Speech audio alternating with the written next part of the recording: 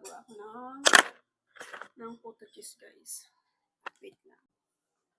So, ayun guys, gagawa ako ng photo cheese. Ito yung cheese natin, guys. So, bala ng brand ng ating cheese is Kraft cheese. Ayan. Lalagay ko na dito yung ating flour. I-mix lang natin siya, guys.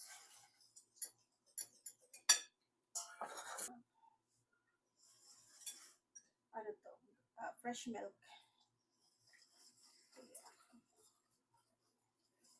Then, maglalagay din ako ng 2 tablespoons of melted butter.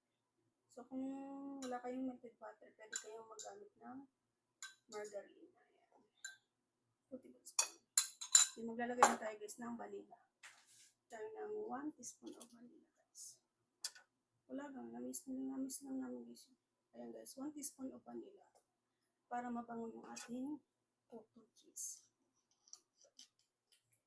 And then, mix lang natin siya, guys. Haluin natin siya, guys. Dapat daw ang pag-mix, guys, na guys. Kasi pag over-mix daw yung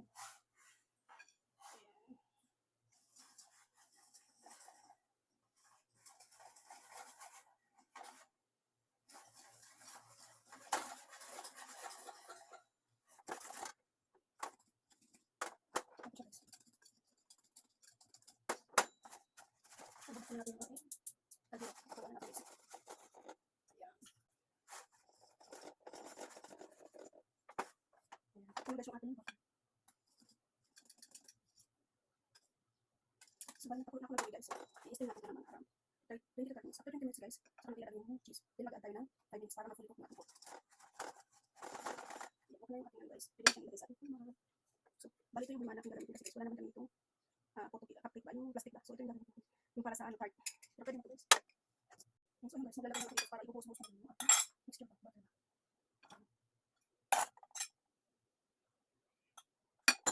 Butter ba? So, ayun guys, maglalagay lang ako dito. So, ayun guys, maglalagay lang ako ng butter dito. So, para i-pour ang tawag. I-pour.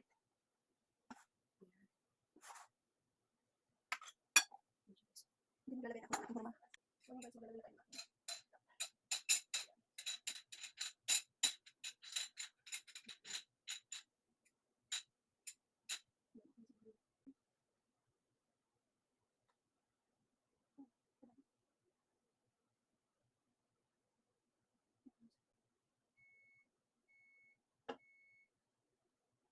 Sabi mo guys, sarap ano?